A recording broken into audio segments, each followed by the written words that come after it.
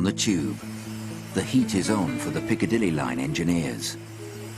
Good for making toasted sandwiches on when you bring your lunch up. And there's a bomb scare at Cockfosters. I'm not happy with it. I'm just thinking about the current climate and what recent events in Iraq. London Underground's 600 tube trains each travel over 70,000 miles every year. Bearing the weight of each 200-ton train is the track, over 500 miles of it. It needs constant attention and renewal.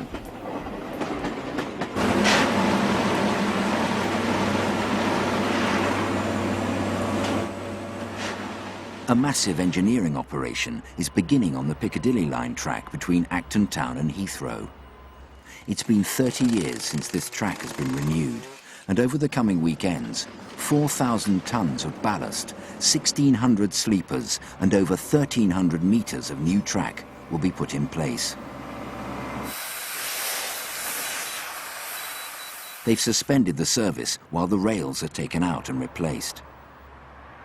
Making sure it all runs to schedule is site engineer Neil Cormack. I'd be most put out if I was trying to get to Heathrow this weekend. I can understand their frustrations, but the ride on the train will be a lot better. That's the only consolation I can give people. The amount of work we have to do is a lot to be fitted in between the time the trains finish on a Friday evening to when they start up again on a Monday morning. It's quite exhilarating.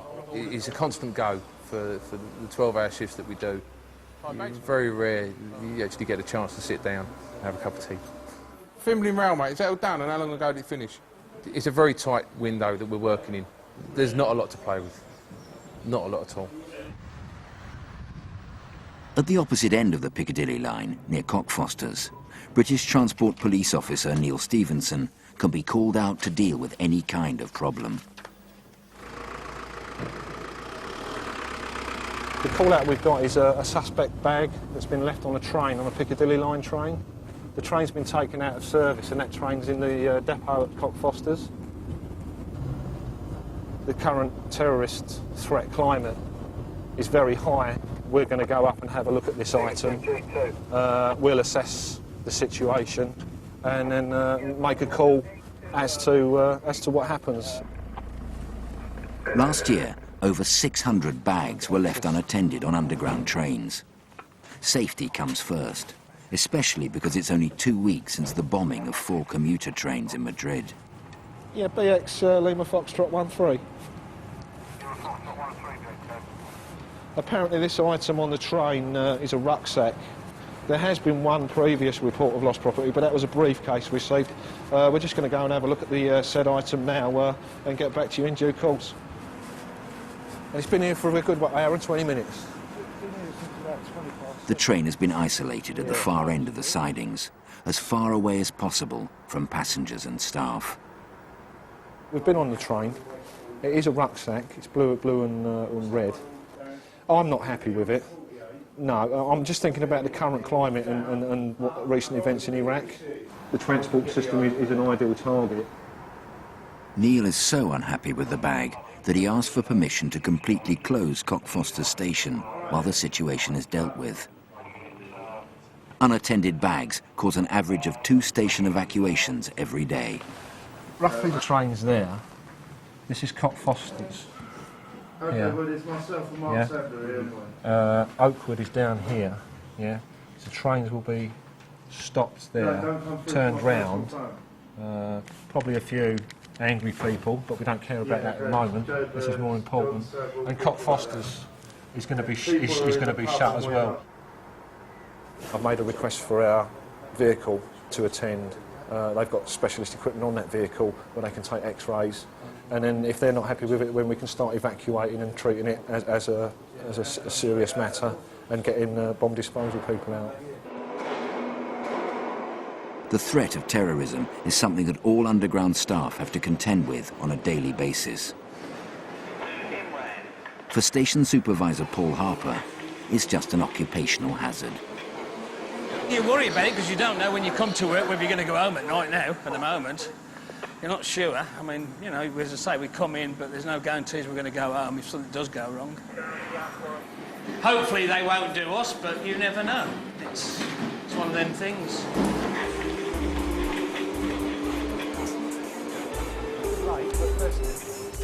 I'll show you where the carriage doors are open. 7:20. It was found by a maintenance and basically glue and red rucksack sealed by the interconnecting doors from second to the first carriage. I've been hearing things like the government saying it's not a roof, it's a roof.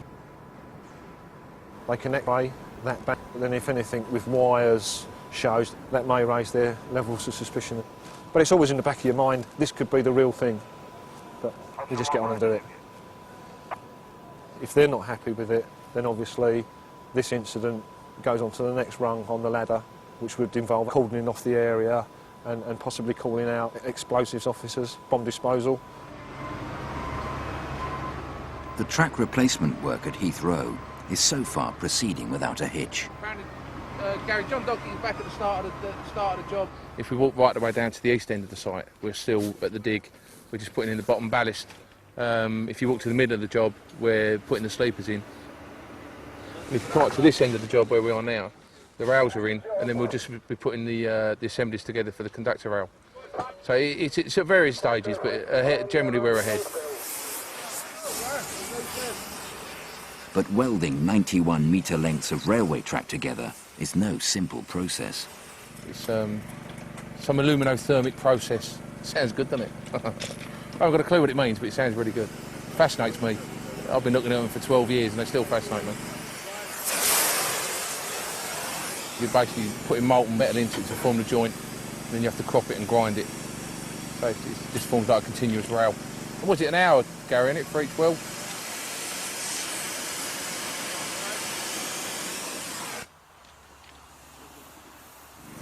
Good for making toasted sandwiches on when you bring your lunch up. Used to be a welder who used to do that every week. Toasted sandwiches on the leftovers, on the slag bowls. Bless him.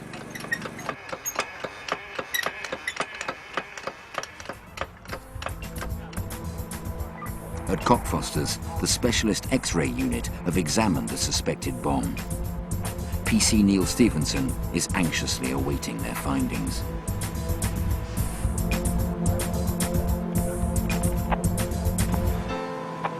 Oh, right.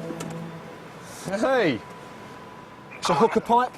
A Middle Eastern smoking, you know, the hooker pipe, a hubbly-bubbly pipe. That's what it is. It just seems ironic that it's an item from the Middle East, albeit harmless.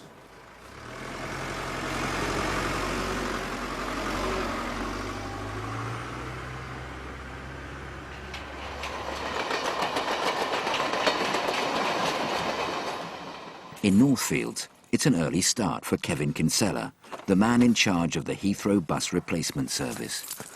I actually feel sorry for the customers on a weekend like this because the buses do take so much longer than the trains. Kevin has gathered together a fleet of 35 buses from as far away as the Isle of Wight to cover the suspended tube service from Heathrow to Acton Town. Any passengers expecting a smooth journey this weekend are quickly disappointed. All coaches to Heathrow, all 4 terminals! Yes, straight down to your left. We didn't realise it was as bad as this. Very inconvenient, yeah. Trying to find places and ask people where to actually get your fare and tickets and everything, you know, so it's a bit haphazard to say the least, you know. We've got roughly 15 baggage handlers here, we've got about a dozen information staff, we've got half a dozen queue marshals. This operation is probably the biggest bus operation we have ever done on London Underground. But a big operation means the potential for big problems. And one has just landed right outside Acton Town Tube in the shape of uninvited roadworks. I'll tell you what the problem is. We've got a traffic order in Bolo Lane which prohibits stopping and waiting and parking.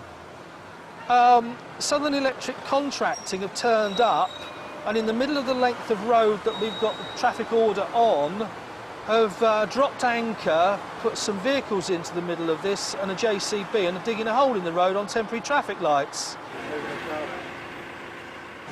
They say they've got permission, but in fact they're breaching the traffic order which prohibits all stopping and waiting in Bolo Lane. Now that is going to mean that by 2 o'clock this afternoon the whole area is going to be at gridlock. It's the ripple effect further out which we've experienced before that makes it an absolute pain in the whatever. What will happen is we will eventually run out of buses to run the service. They'll all be stuck in traffic. Kevin must sort this problem out, or there'll be no way for the thousands of customers who use the line every weekend to get to and from Heathrow.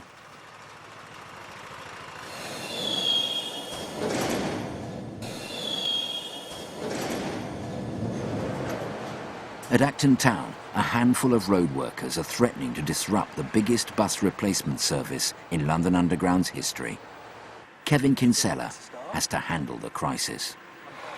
I'm standing with one of your gangs of chaps, and what we're trying to do is to ask for the traffic lights to be removed and for free flow to be established in Bolo Lane.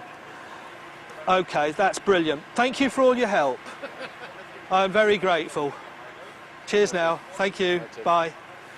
Whew. Day off. Sorry, mate. Oh, no problem to us. No problem. Thank you very much. We're day off. With the obstruction removed, Kevin's bus service can run smoothly into the night as the track workers continue. But they're not the only ones working the night shift. A night on the tracks checking signal phones is just another part of the job for duty manager Andy Hogg. Hello mate, it's Incident DMT across the road. Yeah. I hope you're not wanting to get some kit tonight. I've got a few signal phones to check. I'll go out on the track. Myself and my colleagues have, from time to time, got to access the track to go out and check things have been done correctly. Voila! We've got to satisfy ourselves that when we send our drivers out there that everything works correctly, and should they get into trouble, they've got phones that work. Right, this bit of kit is called a current rail indicator device, or a CRID. I will use this to check that the traction current has gone off. The first time you do it, you step over it quite carefully when you realise there's a bare bit of metal there that if you touch it, it's going to just, well, you're going to go up in flames. As the traction current is discharged, I'll see the 3 lights go off. So as soon as those 3 lights go out, we're away. It's now 1:20. Traction current would normally have been turned off by now. But what we've got is an engineer's train moving through the area tonight. It's going to doing some major work down at Baker Street.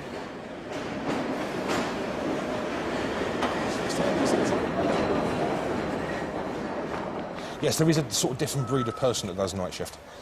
I maintain we do it just to get out of get away from the wife and kids and get away from the passion that's asking the same question 20 times a day. But there we go. That's my excuse, and I'm sticking to it.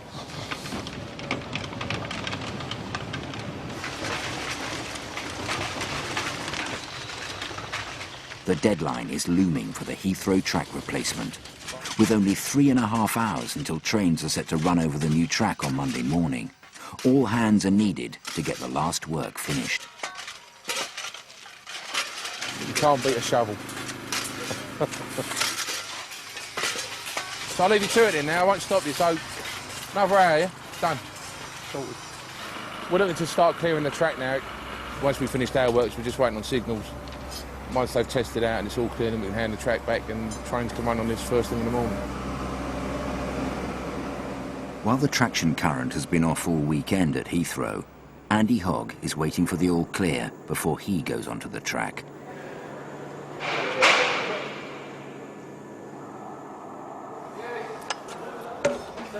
A lot of wildlife down the tunnels. A lot of foxes, a lot of badgers, rats. Every 10 feet there's a rat. Obviously they're quite damp and dank down here, so rats quite like it. That's a new bit of kit. What are you doing there? Is it just cleaning the railheads here? Rail testing. Oh right, is this new kit that's coming after Hammersmith? Wonderful. There's a new ultrasound gizmo, I think is the best way of looking at it. It basically checks the entire track. If there's any hairline fractures, any hairline cracks in the track, this thing will pick it up. A few stations away, something altogether more cultural is happening. Liz O'Sullivan and Tamsin Dillon from the Underground's Platform for Art scheme have commissioned a series of new artworks. It's almost like Santa's elves in a way that we're able to come in during the night, put up something quite extraordinary for people to see in the morning when they come in. Started in 1999, Platform for Art has found its natural home at Gloucester Road. It's a disused platform. The niches that you see here almost act as a natural theatre space for exhibiting work. It's quite nice being in the station when there aren't trains whizzing by all the time, and it's a great time to see the work, actually.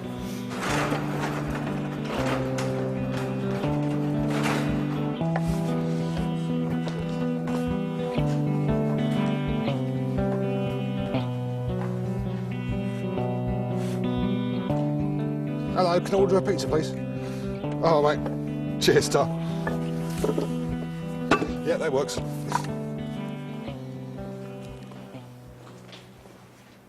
Human beings and trains can't fit down here together. So we have got three hours, 20 minutes every night in which to do our work.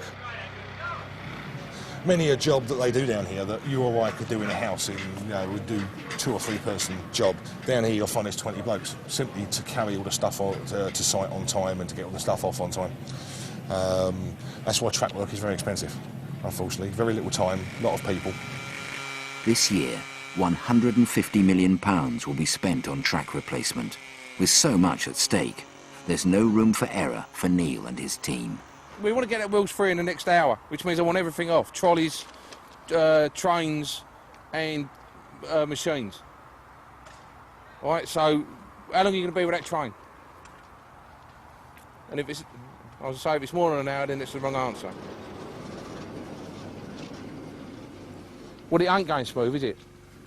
Neil's got a problem. Over the weekend, 30 trains have been stranded at Northfields depot. For trains to run on time tomorrow morning, the depot manager needs to start moving them. But for that, he needs traction current on.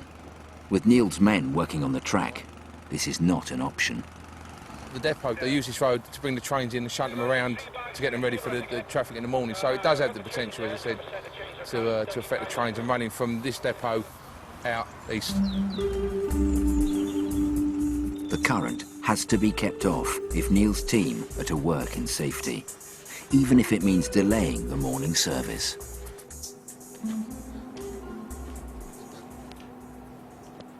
When you're rewiring a plug at home, you've got a 1mm piece of wire which will power your kettle, and it's 240 volts, 13 amps.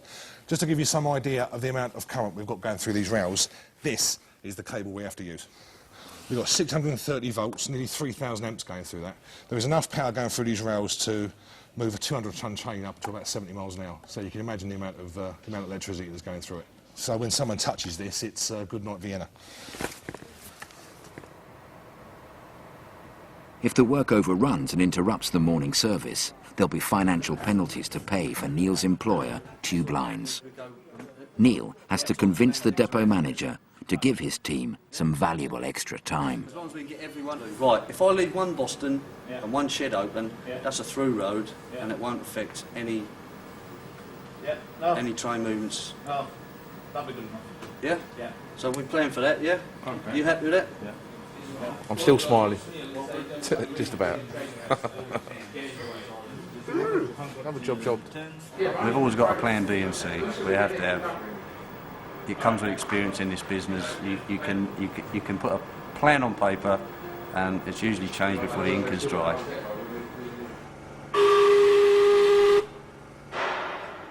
"4 a.m. Gloucester Road. The artworks are finally up, and Liz and Tamsin can admire the fruits of their labour. It's quite funny to see a new set of work again, isn't it? Well, especially because it's so vastly different from the last. This is just so... It's gentle.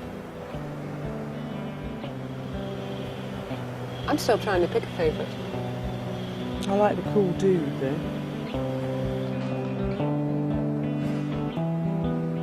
Once the lights come up, it's fantastic to see the works in place, and they do look really beautiful, actually.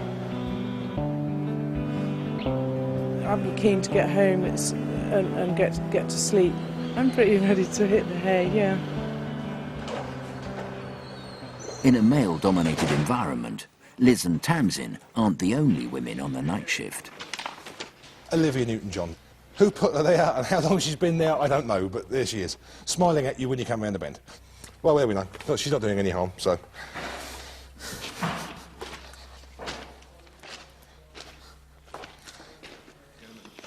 No, if it's the same one, it's long. Just gonna do the final walk through now. Do the hand back. With the first train due to run over the newly completed track in just over an hour's time, Neil must get his 100-strong team off-site. Need to get clear of the track, please. Thank you very much. Get off. It's just a bit of a twitchy moment. And I'm getting twitchier by the moment. Is that them last two? Yeah. Can I walk any faster? No, health and safety. I'll give them help and safety. Right, all clear. Well done, Pez. Well done, lads. Woohoo! I thought we weren't going to do it. A bit of hair and scaring with a few signal people, but we got there in the end, and we've done well. It's only taken 3 weekends for Neil and his team to completely replace the worn track ballast and sleepers between Acton Town and Heathrow. Bring it back. Next time, trainee driver Terence handles a train for the first time. Okay, that's where the breakfast is. There's your coast. Okay. And 60-year-old Keith does it for the last. Hit me one more time. Lovely, innit?